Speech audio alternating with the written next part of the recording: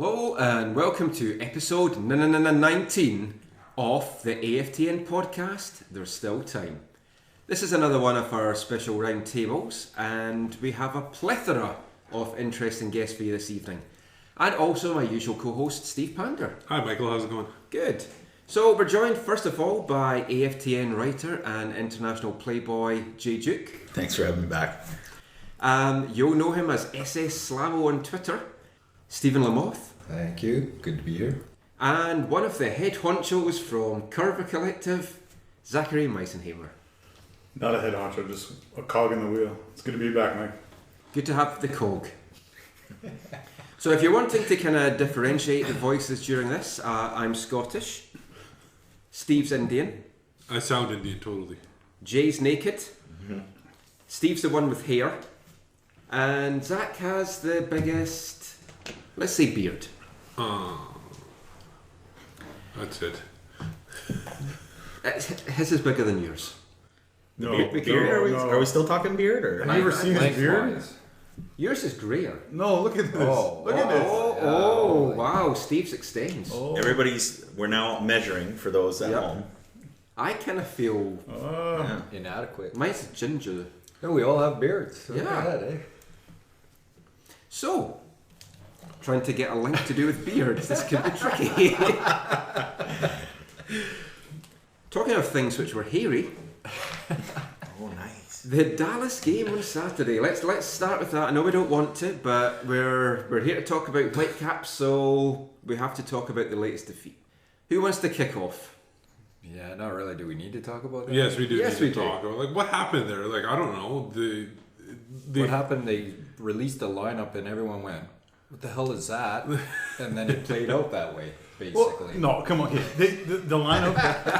The lineup they went with was, to me, very similar to what they tried to do in Montreal away in the Voyageurs Cup. They went with Nigel at right back to give Lee a break, but also just to provide some steel and to maybe also protect against Michel, depending on where he was going to play. He ended up playing at left back, then they went more solid defensively by playing Johnny in that holding role, by bringing Mitch and his heading ability into the center of the back line. They went to be compact, to be solid, which I think is a respectable way to play on the road. I think it's such an important game, in a game that we really shouldn't have lost and really, in some ways, couldn't afford to lose. And I was okay with that. And, I think they, again, not unlike Montreal, which was frustrating in some ways but encouraging in others.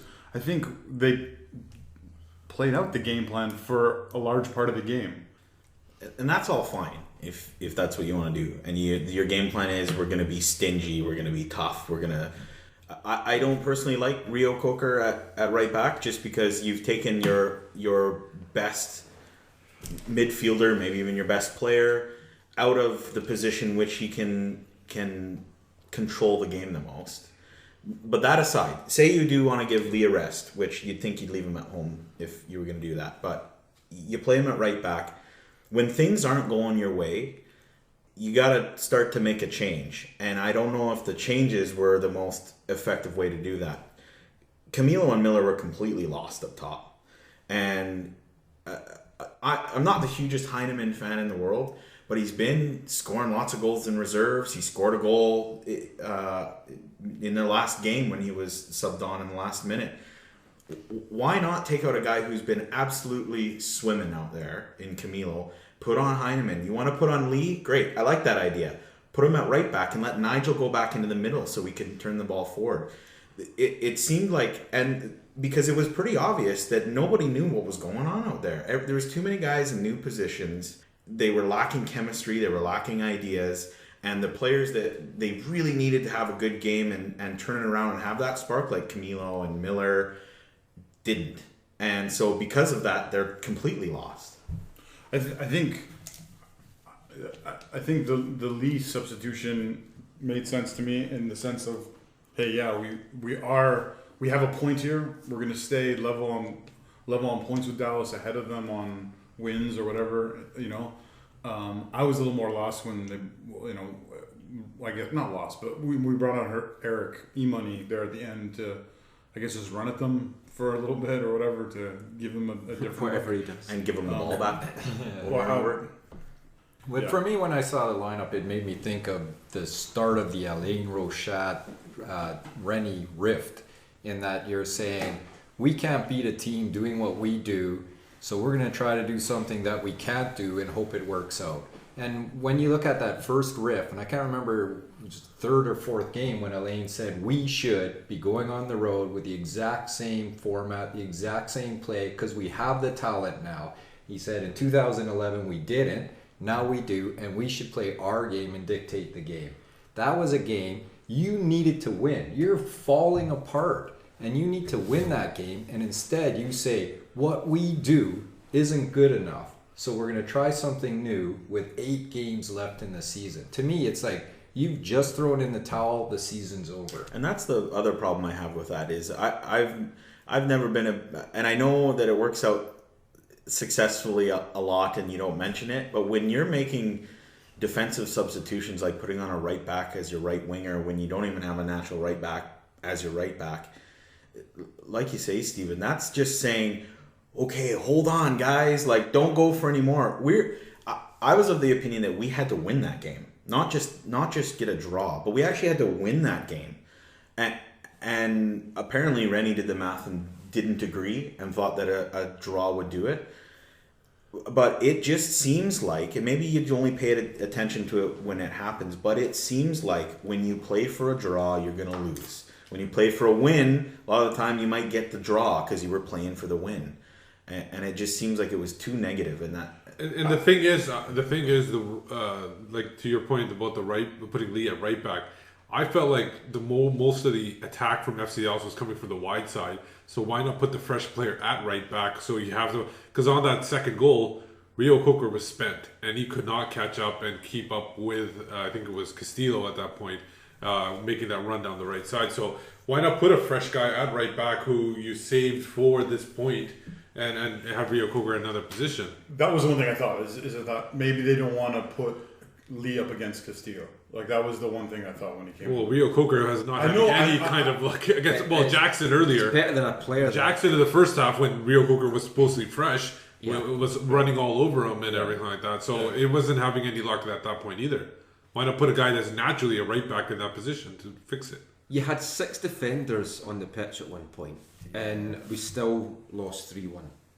Now, whether they're playing in the wrong positions or what during the game, you still can't have 6 defenders on the pitch and lose. It was always a team that if we went behind, we were never coming back. No. And 8 central players. Yeah. The midfield, like, they gave the wings up. It was clear for everyone to see. And like when Stephen says, when you see the lineup, you're thinking, yep, I see how that's going to play out. And it did. The early goal was a shocker. Beautiful goal. Lovely work.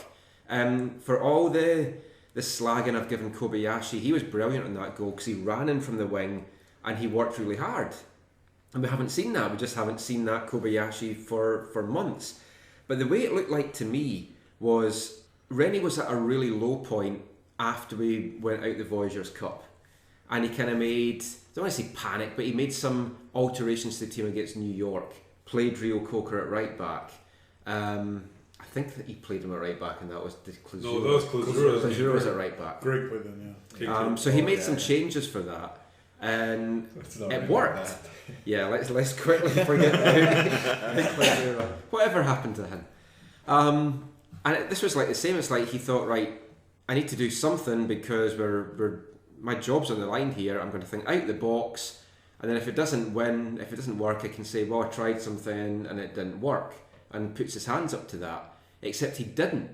After the game, he said it was a really good performance. And then today, he's speaking to the media, and this is today as in Tuesday, and he's gone flip-flopping that completely. And he's like, no, it was one of the worst performances any team of mine's done. How can the players, fans, media, anyone respect a manager that flip-flops like that? Yeah, see, well, that's the thing, and this, like, if we go all the way back then to Teeter and talking about, like, not being flexible and whatnot, it was consistency, right? It's personality, so the fans get on that, oh, he's too rigid and blah, blah, blah, right? So then when you go away from that, the opposite is what, right? I mean, you have to have a personality as a team, and you have to have consistency as a team, and that has to stem from the top right on down, right? And you're right, coming out after that game and saying, like, it was like, what was he watching? Yeah. Like, if that score was, if you didn't see all the goals and you were just coming in and out of that game and you missed all the goals, and somebody said, what do you think the score was? He would have said 3-0 or 4-0, right? It wasn't really a close match when you break it down and look at it. On that point that he flip-flopped, right? Obviously to today. Is he watching the game? Is he too emotionally invested in the game? Is he like, is he able to make adjustments? Because it seems like he's not able to if he's saying that they played all right and today this giveaway. He's always saying after the match, I have to watch the tape in order to see how we played. Shouldn't you know how we played during the match and figure out and be able to give an, or is he, because he knows, another reason he might have done that is he trying to protect the brand of the Whitecaps when most people are listening to it to probably kind of calm it down? And then today to Weber, I don't even know if it's a media scrum or not, but to Weber he goes, oh, this was the worst game ever. What's he trying to do there? Like, that's the big question. What is he? Go ahead. I think there can be a legitimate thing to that. Like, I think in general at the 1-1, I think they would have been okay with that road performance. I know what you're thinking, Jay, and I respect that and stuff. I think, and I, you know what? I went to the game same as you. Like, we need to win this. And then when the game went on, it was 1-1. I was kind of like, okay, if it just stays this way, we're actually maybe okay. I would have taken a draw. So, but here's the thing about this reaction and stuff. I think at the end of the day, your initial reaction always needs to be, in general, I think, more positive. And I think up until then, I think you felt like our performance wasn't terrible. Like, we were almost there. So for the last 10 minutes or whatever, or 5 minutes or whatever. So I think he was saying, in general, the performance was good. I think he's gone back and watched it and said, okay, yeah, I've looked at it more closely, and I don't agree with it. And to be fair, like, with public speaking, sometimes this is what you do. Like, on the day you speak, you say, hey, Michael, your speech you gave today, it was good, man. Thanks. It was awesome. I really appreciated that. If I see Michael later in the week, or Mike and I are colleagues, I'm going to go to Mike and say, Mike, you know what? Can we talk about your speech? And can I give you some more feedback on your speech? Here are some things you did really well. Here are some things I thought maybe could be improved on. Here are some other things you did really well. But I would nod and smack you in the face. Yeah, maybe. No, I know. So I know you're going to say they're kind of drastic polar opposites, but that's my only thing, because I saw the tweet today from Weber and I was like, that sounds like the opposite of what I heard post match. But and knowing for Rennie what he is the spin master of trying to throw this positive energy everywhere all the time to keep people's moods up and stuff. That's why the whole actually I think we played pretty well tonight. Like because if you took it at the 85th minute and you said, well, we hung in there, we gave away a few chances, but our center backs came in when they needed to come in. Andy O'Brien with a couple, last ditch things, and we took one really good goal. We did all right today. So if that's what he's saying after the game, okay, I'll buy that. I might not necessarily believe that as a pundit or as a fan, but I'll buy it. But then to come out, if he had come out today and said, yeah, we were really close, but there's a few things that we really need to get right for the stretch drive because it's just not good enough, I would have said, right on, perfect. I had no problem with that. But he spun it and he blamed the players. It sounded like to me that he said, this is one of the worst performances I've ever seen, not one of the worst performances that I've ever had or anything like that. He spun it and it sounded like he's accusing the team. Maybe that's a tactic that he's trying to use the media as a tool to get to the guys to light a fire, but that hasn't been his MO before. Yeah, and the thing is, the question is do the players, would the players, because how you're saying he shows so much positivity, do you think the players tune him out because they're going after the game? If he's being this positive, what game is he watching? We play like shit. Yeah, that's the thing, right? I mean, if I fail miserably, don't come to me and pretend I didn't. I know I'm a man, I'm an adult. I know I played poorly. The guys on the field have to know that just, whatever reason, we're just not good enough today, right? They know that. So saying like, we were that close or whatever, you can say, yeah, I agree. You can say, we hung in, we did our best, we almost pulled off a point. Sure, you did all those things, but don't pretend you played. So here's the context to it. Okay, so the follow-up tweet was like giveaway. We went through the video, and even the players were shocked how bad it was. That's the follow-up right after the... But wasn't Rennie watching the game? That's the point. Wasn't Rennie watching the game? Shocked? Because as Steven says, the players are going to know during the game that they didn't play well. For me, though, of all the tweets that Mark Weber sent out today, it was the one where he basically said that in his mind, Rennie has protected the players, but now that he's kind of in the hot spot, he's kind of turning on the players. So his shield's come down and he's defending himself and leaving the players out to... Yeah, if I could be completely honest, at that moment, it was like, what my thought was that last night or right after the game, someone took him aside and said, you got 7 games to save your job. And then that changed his... That was my initial thought, yeah. Right? And I have obviously no information, but that's what I thought. Or we know that as an option. Or there are other things that making these kind of comments will pave the way for. Oh, like? Well, you never know. Dun dun dun dun. We'll leave that one hanging. So you're saying that it might lead to something. Maybe this leads to a goalkeeping change in net for the Whitecaps because Ousted has, you can't really blame all the goals on him, but there are points where he could have stopped something. What do you guys think of that? Where do you think, who do you think starts in San Jose? Well, I think there's 2 things. First, if you look at the overall picture and you look at Portland and Colorado, and those are the 2 that come right to mind because I can think of 10 saves in each of those 2 teams that lead to points, right?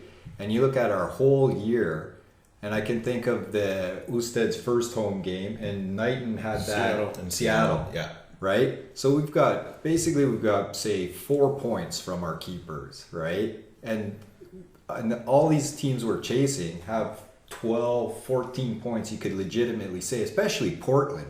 Portland should be in 9th place without Rick. It's like you switch our keepers, and I'm sure Portland's, battling with Chivas. So I think we're probably going to see a change because why not, right? That's kind of where we're at in the season, and that's what the lineup last week showed, right? Sure, we'll throw stuff out there and hope for the best. And honestly, I think that's where we're at in this season is hoping for the best. Well, Rennie has said in the past that he's like when he was talking about Knighton is going to keep playing until he stops winning. And obviously, Ousted's not winning right now, so why not make that change at this point? I just figured something out. That SS in your thing, that means super sunny Slamo? Yeah. Like super positive, Yeah. like super excited. No, it's just because Slamo was taken. I don't know who taken it. It's my name, right? thought it was how can you take my name Slamo. and use that, man? Jeez. Totally You're so pessimistic, but I there's a lot No, of... well, I'm optimistic in that I think there's going to be change next year that will be a positive change. I think this year, it's I just can't see it happen. I don't think there's any question though that next year, the first game of the year will probably be Ousted playing in net. Next year? Yeah, you don't think that they went out and they picked this guy and they brought him in early because they want to keep him, right? They want this guy to play. He's gonna be, and you say he's not gonna be starting? No, he will be. Oh, next he will year. be. Yeah. Okay. Yeah. I don't think there's any question that game 1 next year. Yeah. Ousted's gonna be unless something crazy happens, somebody wants to buy him or something ridiculous. Yeah. He's gonna be playing here next year. But it is the end of the season. We got virtually no chances left. Why not toss it to? Because in the grand scheme of things, he hasn't really done anything wrong, but he hasn't really actually done anything right either. Big save. Yeah, all of them are like, he could have done better. And you just hope one of those 3 goals he makes a save on, and it's 2-1, and we can push like mad for the last 5 minutes. Okay, hang on. Let's say you can't talk about the third goal in the Dallas. Third goal doesn't happen if the second goal doesn't go in. Yeah, exactly.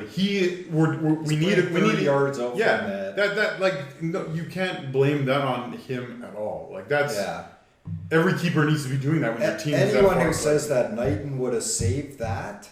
That's the flaw with Knighton. He would have saved it because he would have been standing on his goal line, right? So he would have saved it because he wouldn't have been involved in the play, and that's a flaw with him, right? He's got I don't know who did the distribution stats. That was it Bob? I don't know who did it, but anyway, about how Knighton's distribution was like 40% or whatever, right? Yeah. Well, anybody can see that during the game.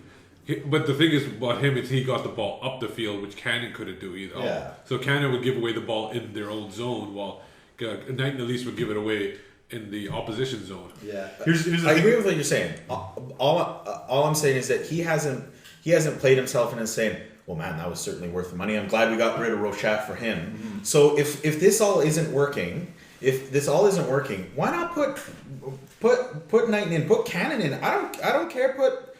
Put anybody in. Put Carducci in for all I care. Like, it doesn't matter to me. YP Lee. Maybe. Yeah, he sure. Nigel Heineman probably has our best save this year. Big long time back. He played a Okay, couple things. When you talk about Slam, when you talk about those points, one of the things when you think about 2012 season, you think all those wins at the beginning of the year, all those Joe Cannon Save the Week nominations, they were huge for us. Yeah. Like, another thing, what you're talking about is just killing me. I think too what we're talking about you can only get a player from Europe or on a more, if I'll call it, normal football calendar at this time of year. Yeah, it's tough. And see, the thing is, I think we've done the same thing this year as we did last year, and I don't think you've talked about this yet, Mike, on the podcast, but. So everyone talks about going to this year, we know we're not going to make big changes, we're not going to mess things up. But we did. But in some sense, it feels like we did because the bring in David Ousted, they moved on Rochat, regardless of differing perspectives on team chemistry, on how we should play. That Simon talked about earlier, which is the equivalent of last year when they brought in. Well, you could say either Barry Robson or Kenny Miller for Cumiento. Yeah, the same linear or whatever. Exactly. Whatever. So. Because when you listen to those things, David Ousted said, "Oh, I heard a month ago that my agent told me a month ago this club's interested." That was right when the Caps said we've been talking to DC for about a month. It was all around the same. Anyways, so so we didn't make these big, huge changes, but we made one change that lost Rochat, which was a huge impact on the team, which we don't have to totally rehash unless you really want to. No, glad he went. Don't worry, Mass is not here. And then brought in David Ousted, which has caused this turmoil amongst our keepers in some sense. Sorry, but I can't. I'm not going to buy this completely. Just because the thing was last year, it wasn't just Kenny Miller in, Cumiento out. It was a whole completely different look to the team. I'm just making that comparison. I know what you're saying, and I am not supportive of getting rid of Rochat at all for all the reasons that we've talked about before. I wasn't supportive of either move last year and this year. So I'm with you on all of that, but they did what they thought. Now they might have picked the wrong players to send out and come in, but what they've done is tried to keep the same guys in the locker room, the same leadership group. Now, if there was a rift between Rochat and the boss, whatever it is, they needed to. They've gotten rid of Rochat. They've kept the core of this team, which was always going to be Nigel Reo-Coker, Kenny Miller. Those were going to be your big two guys, and then Andy O'Brien and Demeritte in the back. That was where they were going to be going this year, and they kept those guys together. There can be an argument made to say that they never really did form any chemistry because they kept messing about with everything, but they didn't do the massive changes like they did last year. I agree. so They didn't do the massive amount of changes, but they did unbalance the ship like last year. Okay, so the final word on 2012 will go to Zach. Podcast. No, but that's the thing. If you're talking about our goalkeeping situation, I think it's had this massive impact on the team Yeah. the way the changes did last year. Sure, it's only one change. We're and last saying year that only was a because whole we're bunch. losing, though. We're not saying that because if we were winning, look at all the other teams who have brought in a bunch of different players, new players. They're doing fine, and nobody's complaining about the change in chemistry on the team. But you're just hiding a dirty house with paint, right? I mean, what is the personality of the team? Does anyone know what this team is trying to do? When we first signed Rennie, and I thought of going in memory, so it's not stat driven, but thinking Carolina's 4-3-3 that nicely flowed into a 4-5-1, and it looked like pretty football, right? It was fun to watch. It was like they could turn offense into offense and defense into defense on a snap. This team is not doing that, right? What is this team trying to do? They don't have creative play, so they're not a creative team. They don't have possession play, so they're not a possession team. What are they? Okay, so why don't we look forward? Okay, so I think we're all in agreement that it looks like Knighton should start. No, I'd Maybe like, Joe. I'd like Maybe to Joe. see Joe Can. Maybe Oh, Joe. sorry. There should be. We're I all in just agreement. There should quietly be. We're all in agreement. There should be a change in the Yes. goalkeeping. I'm Maybe Knighton plays a goalkeeper and Joe plays up top, which would help with the scoring. I'm not saying there should be change. I just wouldn't Yeah. be surprised. I also don't think it'll be any better, but I don't know why not. Like, it doesn't really So matter. what other lineup? What is the lineup going to look like against San Jose? What is the lineup going to look like? One last thing with goalie. I would love to see Joe, especially if either we qualify for the cup or we get eliminated from when it's out of the question. I would love to see Joe get one more game. Well, I was going to say that we're going to kind of cover other stuff in part 2 of the podcast, but I would like to see Karen start on Saturday. But I would also like to see if we're out of it, I want him to start the last home game. Yeah. Last game of the season, nothing to play for, start him. Yeah. It would be the nice thing to the do. line on the program could be one last boom. Yeah. Yeah. So what you're talking He should about play the, San Jose. You're right. Yeah. Yeah. you're talking about the Solid. lineup for the next game, and Yeah. I think part What of having changes would you make? having LeBron playing that defensive mid, and allows for in San Jose to have Demerit and O'Brien start at your center backs with LeBron in the center mid. Demerit's Jay can't likely go. not going to start. Yeah. Yeah. He can drop back. Well, Because you're not going to waste the sub. You're not gonna bring in Demerit for LeBron. What the hell? I mean, why would you do But Rennie such a said move, today- right? He's but if traveling you but not have starting. He's not LeBron ready in the to go. defensive mid and Jay at center mid and Jay our center back and Jay plays 60 minutes, Johnny can then move back to center back and you can pull in an offensive player, right? But I don't think the center backs were the issue last game. I mean, how could you drop Mitchell? no, not at all. No, I wouldn't drop Mitchell at all in that case. I'm really happy for Mitch. Good kid. There needs to be changes. I would drop Camilo because he's just lost form. I know he's the top scorer, but you have to play guys that's in form. Miller's not in that much better form, but Miller does a lot more running than Camilo does. Yeah. And you have to give Heineman a chance. It's like what Jay was saying. It's like the guy who's been lighting up in the reserves. These guys, they've been told all season and last season by Rennie, he will reward like how well they've done in reserve games, how well they've done in training, and he's not sticking true to his word, because if he was doing that, then Heineman would have been starting. Okay, has Heineman been great in training? We don't know. Because that. reserves is one element. I'm just saying. I don't have the connection to their little strap things Yeah. they wear. So Yeah, but to me, like, reserve games are better than training anyway, because they're playing against teams that's not the Whitecaps. Yeah, no, I'm Anyone can beat the Whitecaps. Ouch. Michael, that's one thing to say, and it's another thing to do when your job's on the line, though, too. To reward a guy who, and like it or not, Camilo is the one guy on our team who can just have a lights out performance. I would throw and Kakuta in there.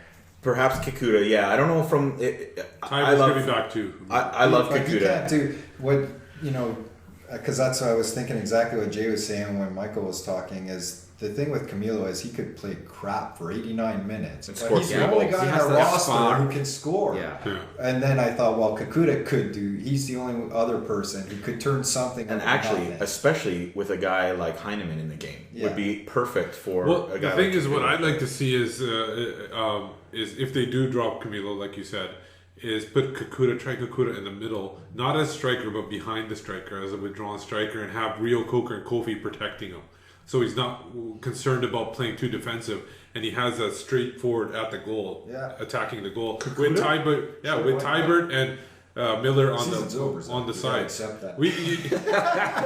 I like to see them try. It's a good experiment. I agree. Next year, whatever coach will be here next year, he'll want to see how Kakuta. I think one of the best things that Kakuta has going for him, though, is that he can use the space that's behind a player. Behind a defender and exploit that by either looking like he's going to cut in or go around him. And I think why not if you take advantage of the slow center backs? Yeah. Then if you're going to do that, and you can see those two forwards pulling people out and opening that space. That would be actually. Has Kakuta played much centrally? That was my first thought. Never. Again, and with the Austin Aztecs, he did. Did he? He did play striker and played withdrawn striker with them. Oh, cool. Okay. Yeah. That's good to hear. He's probably played more than Rio Coker's played right back. And No, he's played right back. That's something when Rio came in. So here's the thing, right? Is that when he came in, if you had started him at right back from day one and put YP at left back, no one would have a problem with that because they would have never seen him at center mid. And we'd probably have the best back line in the MLS, right? Good point. And he had played the whole season that way, which is what I was thinking would happen. And having Alain play in that holding mid position, right? Which is what they told Alain. Is it? They told Alain, you are going. I think Martin McMahon wrote that article because he had an interview with Alain. Alain said, "Yeah, they told me I'm going to be the holding midfielder." So that's which was one of the mind-boggling things for Alain, I think. Right. So when I start, day one of the season, and I have people, it's all whatever opinion and argument, but when I look at the starting 11 and what I have on paper and looking at that and going, we have one of the top teams in the league. That's what the frustration is for me, because it's like we have, Camilo and Kenny up top are still, even though they've scored one goal in 6 games, is that what they've got between them? But they're still the top 2 scoring duo, aren't they? Yeah. So you've got that up it's there, between right? them and the Columbus guys. Probably. Yeah, and then you throw in Russell, you throw in whoever in that center mid role, and you've got quite a you've got something there, right? And you've got YP, who I don't know. I mean, people see him playing here and don't have any context of his history or whatnot, but he's not as good as he's been. I mean, he's a much better left back, than he is a right back. I mean, that's my opinion anyway, so why not put him there? No, yeah, you're right. And the thing is everybody was talking about, like, I know this is a long time ago, but when Jamie Peters came in, everybody was saying Peters on the right, the YP on the left. Of course, Jamie Peters eating too many pies during the offseason, but we thought Peters was on the right, him on the left, and then we thought, wow, and then we put Rochat in the middle, and then, Yeah, because you got YP on one wing, who's going to do what? Pull the ball back to his left foot and cross it. And then you got the Russell doing the exact same thing on this. Why do you have 2 guys doing the exact same thing? It doesn't make sense, right? If you have YP winging down the wing and then crossing them in off his left foot from the end line instead of dropping it back 20 yards out. Right foot first, though. But he swings it always in on his left foot. Yeah. Well, we've moved away a little bit from the San Jose game, so let's just quickly wrap that up. Let's go around the table with predictions for Saturday. Well, let's start with Zach. Are we talking about the lineup or the score? Score. Score? Yeah. And take into account that remember that Steven Lamothe and Rafael Baca are missing. Yeah, but Lenhart's a big player this year anyway, right? Yeah. But then, of course, FC Dallas was missing about 3 players too, and we still lost to them. So just take all of that into account when you're predicting the predictions. So we'll start with the positive. I would love to see us win 2-1. You would love to see us, but what do you think we're going to do? My heart says we'll win 2-1, Michael. And what does your brain say? Go with your heart. Okay. So that's a win for the Whitecaps.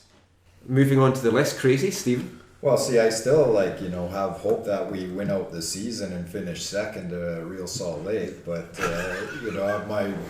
my heart or my head. I don't know what's in these hickory sticks. Unlike Zach, my head doesn't listen to my heart in these situations, and I'm gonna say it's gonna be 2-1 the other way. And Jay, I'm feeling a little pessimistic. Maybe a lot pessimistic, and I think we're gonna have even a tough time scoring a goal. because I think that there may be some more tinkering that may not work out. I think we might see Heineman, and as much as I'd like to see that, I don't know if Heineman and Hurtado up front would really do the trick. I think we're gonna get a 2-0 loss. And Steve? 3-0 Vancouver. Wow. No, just kidding. I think they will pull out a point. I think it will be like a 1-1 draw. I'm going down to the game and kind of wishing I hadn't spent all that money now, but I'm not expecting much, and I think it'll be 2-0 or 3-0 to San Jose. So moving on from that. So one other Wait, thing. are we supposed to follow this? No. No. So one other thing we should look into before the San Jose happens. Of course, we talked about the lineup and everything, but there is a potential for trades because the roster freeze is coming up on Friday. Do we see any potential movement within the league? Do we remember those summer transfers? Because transfers by us. transfer windows are open, closed. So you can't bring anybody else unless they're free. Do we say we're not For moving Whitecaps? No, Martin Rennie rookies. has said he will look to see if there is a possibility for a trade, but it has to look good for long term. And Leonard For Duzzi whoever said the next same thing. manager's going to be. Leonard Duzzi said the same thing, so it's obviously consistent. So Matix, just throw that out there, as I have since April. Okay, so then say you're then managing who's Columbus, and you still have this dream that you might make the playoffs, right? What are you going to give away for Maddox? Igween. Like, what are you going to offer? A second round pick, supplemental No, pick? but we have to get a midfielder. For any trade, it's got to be for a midfielder. And I'm not sure who wants to give up midfielders just now. I'm thinking, are you maybe wanting to look at some of the teams that's not going to make the playoffs? Is there anyone left at Toronto we could take? No. Osorio. Before they go down well, Or they ruin him. Before they hire a competent manager, Chivas might be interested. Maddox for Osorio straight up. Can we get Eric Torres? Do we have enough nachos in Vancouver to pay his salary? I would give them their 20. You take 20 players. Can Any you even do 20 that? you decide. Do He's they on loan, is he not? Oh, So, yeah. I don't. Can you They even? probably No, you can't trade it now. do they allow the robot at the Roxy or? The robot at the That's a Rocks. good question. I think anything goes at the Would he Rocks. go to the Rocks? So, I can't see any trades happening. no, nothing at all. No bringing in the players, or they got that Ivory Coast guy or Cote Ivory. If I see someone go, I would think it would be like a big surprise. Like it would be Camilo go in for a team that thinks they're gonna win the cup and gonna throw out for Camilo and whatever they have to throw at us. Okay, What about- okay, Steve. It'd be a big shock. Steve, it won't be like Steve. That's not gonna happen. Come No, on. I don't think it's gonna happen. No, that can't. Steve, this is more than just about what's going on the pitch. This is off the pitch as well. On the pitch, okay, I know we're 5 back with 7 games left or whatever, and there still is a chance, and so we need to fight for that. But also off the pitch, the season ticket renewal has just started. There's no way the club can, despite what we think about his form right now or him He's the overall, face of the whatever. team. No, Exactly. there's no way they trade him. Yeah, they You'll can't be trade him. anger from all across Canada if you trade him to American team. Yeah. No, I mean, And the one guy I see, possibly, sorry, Michael, the one guy I see that has some value, if you look at just the stats, is Jordan Harvey. If you deal Harvey and then bring in a left back from another trade or something like that. or play lever in it. Like No, that's what I say. I don't see one of those. Altuve. No, It's if either a shocker or nothing. but that's my idea. Get something for Harvey now. He scored 4 goals. He's almost like a golden boot for defenders or something like that, possibly. Isn't he a 5? Huh? Oh, 4 or 5, whatever. 4, yeah.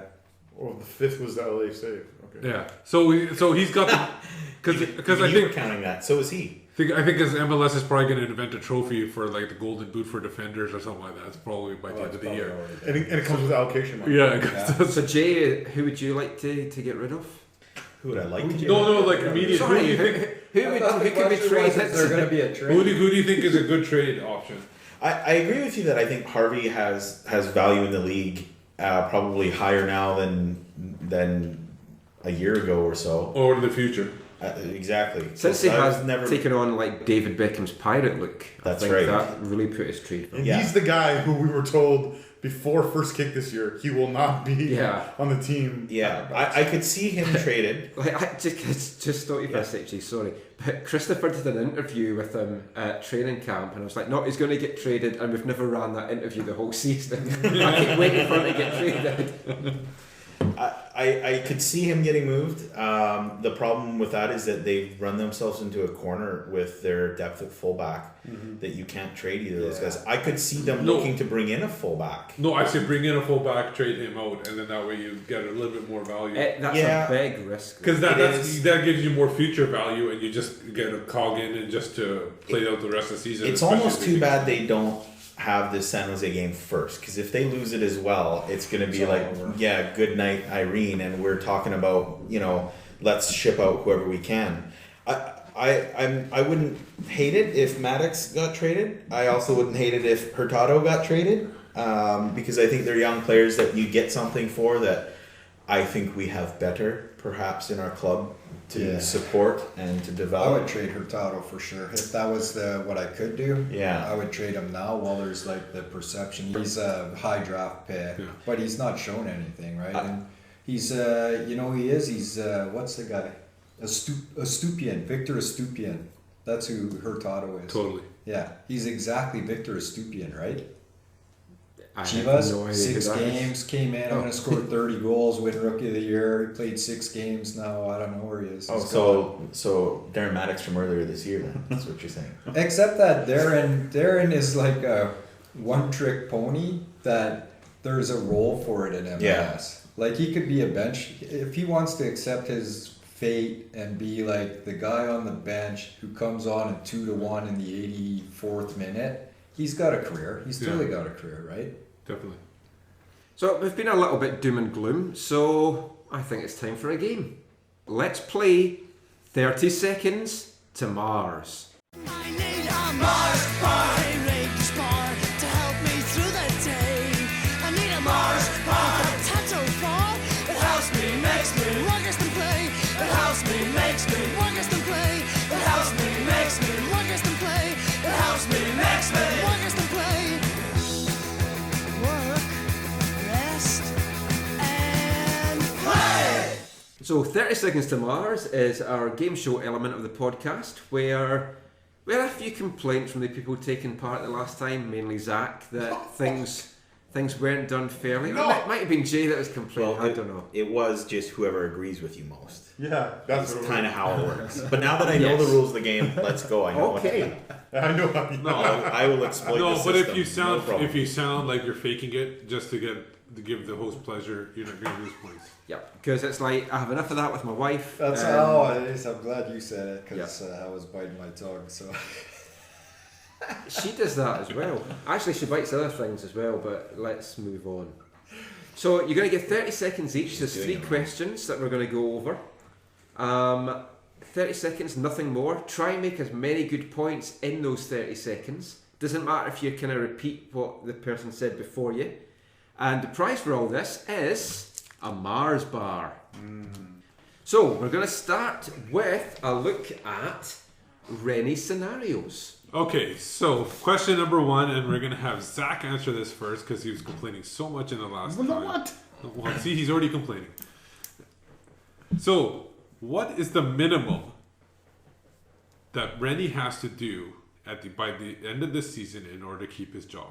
The scenarios are either missing the playoffs, making the playoffs in the number 5 spot and then losing, hosting the game in the number 4 spot but losing, or does he have to advance past the first round? Zach, go. I think that he has to achieve the objective, which is to host a home playoff game. I think that's the number one thing.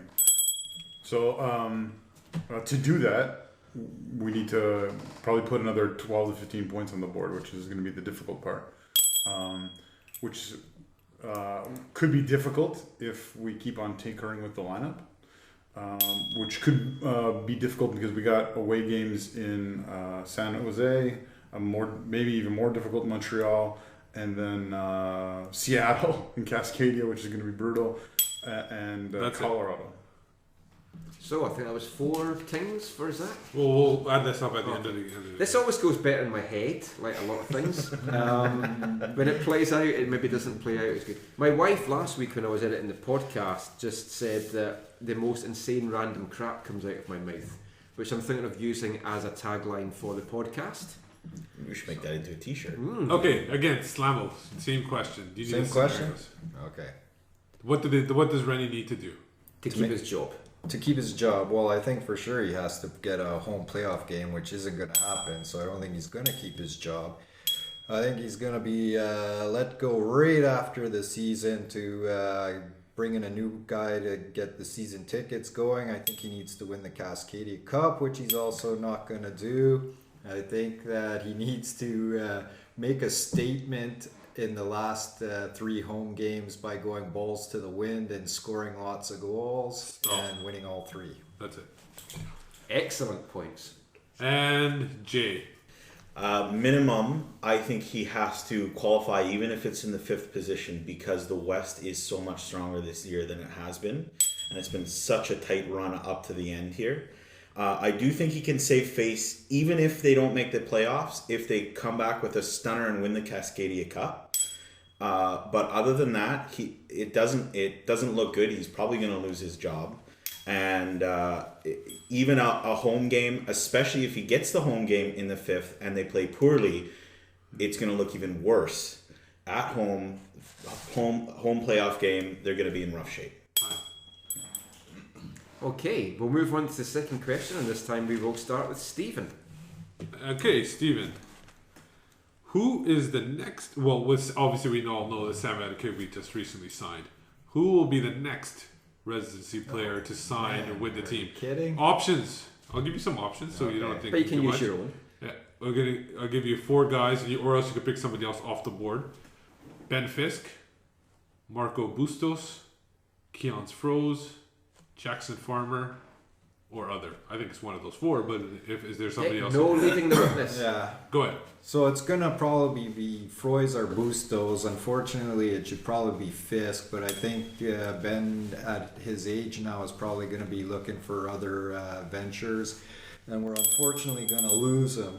So I think Froys probably has the advantage because he's a bit stronger, a bit more man size, for lack of a better term. But I think Marco is going to be the better player in the long run because he's a bit more technical and tactful. So yeah. That's Time. Good job. Jay, do you need those repeated? No, I think I got it. Go. I'm also going to say that it's Marco for some of the same reasons. I think Fisk is going to leave just because of the ridiculous MLS setup with how your homegrown signings can work. I think the club would like to bring in Fisk and pay him the money that he would deserve. However, there's just not the setup for them to be able to do it. And I think Marco is the type of player that we need right now. Even if he's a smaller guy, I think you want those creative guys to come through your ranks. And a guy like Tybert, who isn't even the strongest guy in the world, and he can still excel. I need a different bell. So, Are you getting the points though? Well, I'll do the Steve's points. scoring points. So- I just like hitting bells. Zach, This is my belly. your 4 choices or somebody else. Go. Okay, I think the words of some of our more established professional players like Najee Coker in terms of we need to be playing more of our young players. Like he's already said, like Froze and Marco, should be even playing already. Sam should be playing already for our first team because that's how it's done in the rest of the world. I too agree that Ben Fisk should have been a part of what we've been doing already, but this contract and all this kind of stuff negates him from that. I would love for it to be Marco. I think it'll be Kian's, but based on this goalkeeping discussion we have, I would love to see Marco Carducci signed and start for us. Should have mentioned that. You can't go 30 seconds. You can't go past 30 seconds. You're not going to get any points past 30 seconds. You should have got Carducci in there under the wire. Whatever. Okay. It's a game. It's a game. I'm not complaining. So we're going to go a little off. We're going to talk a little bit of Canadian national team in this third question. Woohoo! Oh no. So The first two matches under Benito Floro obviously didn't go as well. They lost to an African team that I thought I remembered how to pronounce, but I forgot all of a sudden. Mauritania. Thank you. So this team did not even decide to try to qualify for the World Cup, and they drew them and lost them. The question is, very simply, no big deal, because it's only 2 training matches, first 2 games. Is there some concern, or is it crisis alert? And Jay will be starting. Well, I think anytime you talk about the Canadian men's national team right now, you have to put an asterisk that it's always crisis alert because it's in such a complete disarray. The thing that I'll say is that it sounds like that they actually played really well today despite losing. That's helpful, but in the end they got to score some goals, and they don't have anybody on the team right now that can do it. It's going to be a transitional process with Floro, and it's going to take them some time to get figured out what's going on. They had a lot of really young players in the first game, and from what I understand, one of the reasons Mauritania was ranked so low was because they didn't ask themselves to be qualified for the qualifications. That's why I said they decided not to qualify. But that's what I'm saying Okay. is why they were Gotcha. ranked so lowly was Yeah. because they decided not to. Okay, gotcha. So, next question. Zach. Okay, I'm going to just answer. I'm not overly concerned at the moment about it. Benito Floro, I'm not super excited about Benito Floro in general because it seems like we've just gone and taken a guy from a country that's popular, that's playing quality football right now, and it's kind of in the limelight. And I'm not a huge fan of that. I hope that what will happen is that he will, even though he's old, will see this as a long-term project, and in the long run, we'll be able to develop players and put things together. So these results right now to me are not significant, but I hope that things will develop. And finally, Steven Lamothe.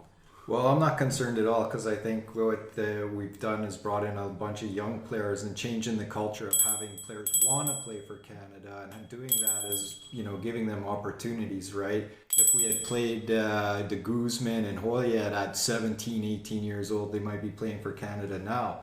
So I think it's a good strategy. I think in Australia, we'll see a bunch of new younger guys again who maybe haven't been seen before. Maybe we'll see Froze. Maybe we'll even in a friendly give Camille or Gersh a shot. Hey, good job, guys. Except for Gersh not eligible to play. In a friendly? No, we can't play in a friendly, man. We can't play in anything. So let's get the points added up, because that went well again. I'm going to have to work on He's this not a a bit. citizen. I think the only issue was the ringing of the bell. Yeah. So here are the results for 30 Seconds to Mars. In third place, our resident playboy Jay. Oh. That's two in a row. I've been third. Was it close this time? Yeah, it was very close. Oh, okay. Points separating first, second, and third. Points. Points for first, second, points to second, Oh, third. okay, So that's- 3 that's points enough. within. That helps my ego. So, and in second place, always the bridesmaid, Zach. So that makes Slavo our winner and the winner of the Mars Bar. Congratulations. Well, I think you all did very well. So you get a Mars bar. You get a Mars bar. Well, that really You don't. diminishes I've only my got one recognition. left, and I kind of want it. I need a Mars bar, a Reiki bar to help me through the day. I need a Mars bar with a tattoo for. It helps me, makes me rugged and play. It helps me, makes me rugged and play. It helps me, makes me rugged and play. It helps me, makes me rugged and play. Work, rest, and play. So the final bit of this podcast, let's just have a very, very quick look at the Whitecaps season running. 7 games left. How do you see them going? Are we going to make the playoffs? Well, how many points needed? How many do you think they're going to get? How many points do you think the Caps are going to need? How many do you think they're going to get? We'll quickly go around the table and just say yes or no. Do you think they're going to make the playoffs? Zach? Yeah, I think we're going to need probably 12 to 15, and I really hope we get them and we make. Yeah, I'll have faith until we're eliminated. So that's just how I roll. Montreal game then. Steven? I'll have faith until we're eliminated too, but realistically, I'll say we need 14 or 15, and we'll probably get 9. I think we're going to finish 8th and get the 2nd and 4th picks. That would be quite good. We could get another Eric Hurtado, Jay. That'd be great. And if maybe we could trade up to get another Darren Maddox too. Oh, that'd be awesome. Yeah, I don't think we're gonna make the playoffs either. And I think it all hinged on Dallas. We needed to keep ahead of them. You can't be chasing 2 teams, and that's we're chasing 2 teams right now. One of Dallas or Colorado, or I suppose even Portland could fall, but probably not 2. I think it's done and dusted. So, just Steve, let's continue the discussion. So I think they will need about 11 to 12 points, and I think they'll get 10. And I think it'll come down to the last day when they'll all realize how badly they should have won that Chivas game. Ooh. That was a painful night. Yeah. I think we need to get to at least 48 points, and probably actually 49 or 50. Mm-hmm. So what we're on just now, 37, so yeah, at least 11, but probably 12 to 14 points. Don't think we're going to do it. We'll cover this in the second podcast that we're going to do, but I think the Whitecaps have basically just been a 1-month club this year, which is June. Take that out of the equation and it's just been a pretty poor season.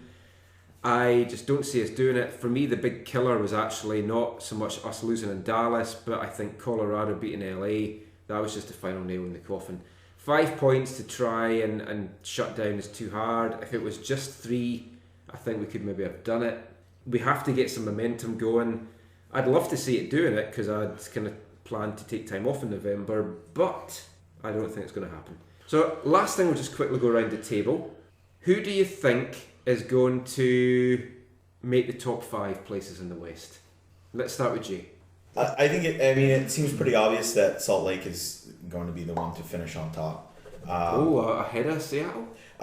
Yeah, just they have a lot of congestion leading into the end here, and they have, I think, 2 more Cascadia games as well, which are always tough. So even if even our game in Seattle is as pessimistic as I am, I think it'll still be a tough game for Seattle to play. I'm not really sold on Seattle at being the best team in the league, and I think Real Salt Lake is that good. So I think Real Salt Lake's at top. Seattle will finish 2nd. Galaxy will finish 3rd. Those are kind of the obvious ones. I think the Timbers are going to stay in. I know Steven doesn't really think they're that great. And I think that Colorado will limp in, if I can use that term, just because I don't really think Dallas is that great. They've been, other than beating us at home, they've been really terrible lately. So I don't think Dallas is going to do it either. So let's see Steven's thoughts now. Well, I'm going to stay with I guess not the same 4, because I got Real Salt Lake, Seattle, and LA, so that's going to stay the same, and for many of the same reasons. I think Colorado's going to hold on to 4th, and I think Dallas is going to overcome Portland. I just can't see Portland riding all those draws into the playoffs. Not even with their league DP now on the team? Well, I think, that's the thing, is I think next year he's going to lead the league in scoring because he's a former TFC player, and Portland's going to be near the top of the league if they shore up their back line. But I don't think that's going to happen this year. And Ricketts, like I said earlier, has made about 10 saves. That's earned them about 20 points. I think he's not that good. I think he's done. He's not. I don't think he's going to make all those saves for the last, 7. They have 7 games left too, right? I think so. So I think Dallas is going to pull off. And I'll go further, and I'll say that Colorado will win the play-in and then beat Real Salt Lake. Woohoo! Because I think they've beaten them a couple of times this year. I think Colorado's got a... They won their Rocky Mountain, Subaru Rocky Mountain. Yeah. And I think with Torres and Sanchez, they're one of the best teams in the league Mars. right now. What have you seen that I haven't? Because the game that we saw against Firepower. They looked pretty terrible. I think with Torres and Sanchez, they have firepower from different angles, right? They have the Atiba, I'm a bull, I'm just going to ride the ball into the net. Then they have the creative side now that they didn't necessarily have before. And I think they can just score Not at will because it's soccer, but I can't see any team that can match them in MLS right now with firepower. And I think Irwin is, Irwin's been one of the stars this year. And unlike Ricketts, there's no reason to think he won't continue to be, other than he doesn't have a history of doing it for years, but he's not have a history of not doing it. Maybe we could add him as a fifth goalkeeper. Yeah. So we'll go to Steve now, because Steve's eager to pitch in. From Steve to Steve. So I think Seattle will take over the top spot, and they will catch RSL, and then I see LA in third. Can see Colorado in fourth, with FC Dallas in fifth. I think Portland. I agree with Steven that Portland will drop a little bit. They'll lose 2 Okay, to caught. Chivas. Zachary. I too am going to say our friends from Middle Cascadia are going to top the table. Easy with the word friends there. I don't think the Kitsap Pumas can do this. But they got their slush fund. You're to help them get to pretty the top. cheap with your friendship. You mean the rest of the league slush fund? Yeah, the slush fund. I'll have to introduce you to some friends from Seattle. I think Seattle is going to top the West, followed by Real, LA, and then I'm going to go with either Portland in fourth or fifth, and Vancouver fourth or fifth. I think that is going to be an epic Cascadia Cup play-in match that will be just an incredible night. Excellent. And we just have to say bye to Zachary now as he's just riding out the door on his unicorn. For me, I think Seattle's going to win. I think they're also going to win the whole Supporters' Shield. They're going to be the best record in MLS. I just can't see them being stopped at the moment. I think Salt Lake second, LA third. For me, Portland's going to finish fourth. I really think they're going to get some momentum back. I mean, they are playing the Whitecaps, so there's 3 easy points for them. And they have 2 games against Chivas. So that's probably 9 easy points against the 2 worst teams in the West. And I see Colorado coming in at 5th. In the play-in, I think Portland's going to win that, and then you're going to have a Portland-Seattle semi-final, and that's just going to be amazing. Look at 200,000 people in the. They'll probably have to play it like on the moon or something. Yes. It'll be like Eye in the Sky. There'll be all Need to these go to Nazis. Wembley. I think they tear down one side of the C-Link or whatever the park that they play in. What's it called? CenturyLink Park, and then tear open the Safeco, and then just have people watching from Safeco into the CenturyLink. It'll be like 300,000 people. 300,000. Yeah, you're gonna have like the whole population of Washington is probably going to turn up for that game, I think. Looking for tickets, and they'll sell it to everybody. Yep, and they'll be fighting and winning. They'll sell it to dogs and cats. Yep. They should just have it at Starfire and just open up everything. Just Buy all the buildings like around. Woodstock, right? And then just have the trains going by. Have the trains going by. You were at the People watching the summer. right? But because it's Seattle, and because it's Seattle in postseason, they'll lose in just a dreadful performance against whoever they play. Freddie Montero's not there anymore. They'll never ever get into the. So the ladies are safe then. And then Siggy Schmidt will be like romping around and. Go. And on that gobble image of Siggy Schmidt, which you have to try and find, he looks like a fat turkey.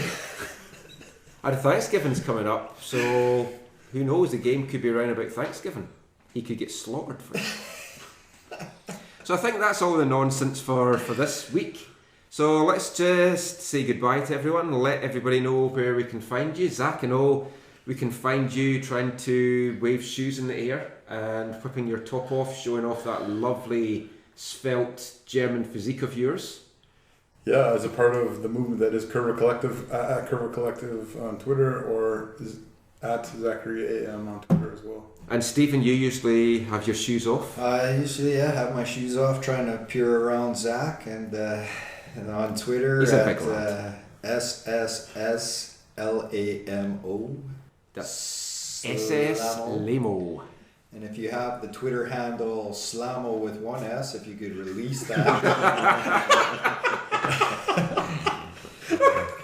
Jay, you're someone that has your clothes off a lot. Yes. Apart from in some sort of bored housewives' bedrooms, where else can we find you? You can find me on Twitter at J_Duke and in the prawn side, but don't come and talk to me during the game because I like my peace and quiet, which is why I sit there. None of these rabble-rousers over in the corners. And do you get upset if someone doesn't wave to you? No, well, the only time if anybody's waving anything in front of me, like a flag or any other sort of obstruction, it really bothers me. Yeah, I can. I paid good money for my tickets. I expect to watch a nice product. That's sarcasm, right? Please. I know, because you don't expect to watch a good product with the Whitecaps. So, Steve, where can we find you? Jay forgot to mention that he also writes for AFTN Canada, which I do as well. And I forget that he writes for AFTN. It's been a while. And then you can find me at Whitecaps Beat. I'm Michael McCall. You can find me online at AFTN Canada. You can read all our nonsense on Canadian soccer news at aftn.ca. And if you want to come down to the termite-ridden press box at Buckshaw Stadium, you can find me there on Saturday night. So until next time, everyone, thanks for listening, take care, and come on the Whitecaps, we can do this. Yeah, even I don't believe that. Good night, everyone. One day I shall come back. Yes, I shall come back. Until then, there must be no regrets, no tears, no anxieties.